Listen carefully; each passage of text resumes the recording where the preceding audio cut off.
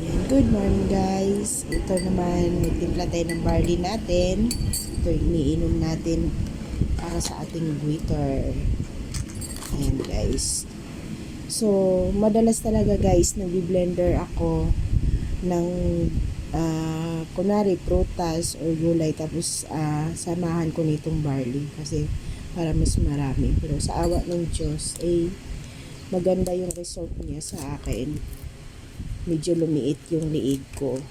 So, kita nyo naman guys. Kikita nyo yung epekto. Kaya tinigil ko yung gamot ko sa goiter.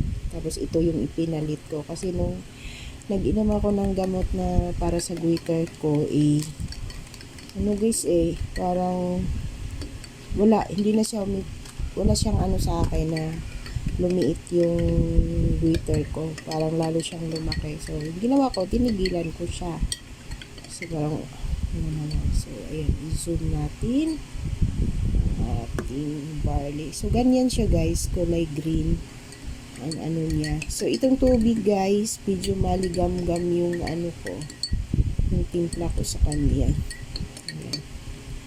So, ang laki ng tulong nito sa akin. As in, makita nyo yung kaibahan ng liig ko noon at ngayon. Tsaka, sorry. Tsaka ano guys, hindi ko siya araw-araw na inom kasi medyo pricey kasi siya. Ito Santi Barley Max kasi ito. Santi Barley Max. Ayan guys. Oh, diba? So, para sa akin, okay siya. Naging maganda ang result sa akin. Hindi tayo pare-pareho ng katawan, no, guys. Pero marami din akong nakikita at napanood na ganito rin ang iniinom. Tulad na may mga bukol-bukol. So, may bukol tayo sa liig, may bitter tayo, trinay ko naman siya, naghihiyang siya sa akin. So, inumin na natin. So, ayan. So, pasok ko ngayon is 10 a.m. hanggang 5 ng umaga.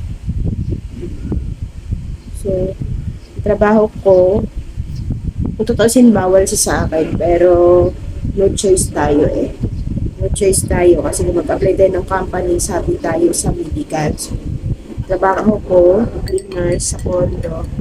So, okay naman. At mabait naman yun. Yun na. Ito guys, so, ito na yung barley na inumin natin.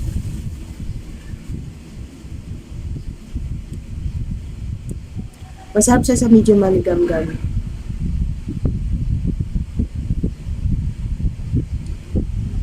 Diba? Ito. So, yun nga guys, pag iniinom mo siya, parang medyo manamis-namis na malasahan mo talaga yung grass. Yung ano niya. So, okay lang. Tiisin mo talaga kasi maganda sa katawan. Maganda sa'yo. Maganda sa akin. Actually, maganda sa akin. Naghihiyang lang. Tingnan nyo yung liig ko guys. So, meron akong picture na i-attach dito sa aking video. So guys, hindi siya ganun kalaki na medyo umimpi siya. Marami ding nakapansin nito na medyo lumiit na yung liig ko. So lalo na kaya siguro pag nainom ko siya araw-araw. So hindi ko siya nainom araw-araw kasi nga kulang tayo sa pera para pambili nito. Pero thankful din ako dahil nagkaroon din tayo minsan ng sponsor para makabili nito. Ayan, Santi. So, yung Salvio, sana makabili ako ng soon. No? Hirap lang kasi hanapin guys. At ingat tayo sa ating mabibilan kasi meron din kasi mga fake na mga barley. So, ayan, dito na lang tayo. Na-share ko sa inyo yung pag-inom ko ng barley. Sana tuloy-tuloy na ito. At saka, so magkaroon na tayo ng pambili para araw-araw na natin araw-araw na natin. Thank you for watching. See you on my next video. Maraming salamat po sa mga nag-follow and subscribe to my YouTube channel, to my Facebook page. Ayan. God bless po sa ating lahat. Sipagan na natin araw-araw para meron tayong kakainin. Ayan. Shout out everyone. Ingat po. God bless.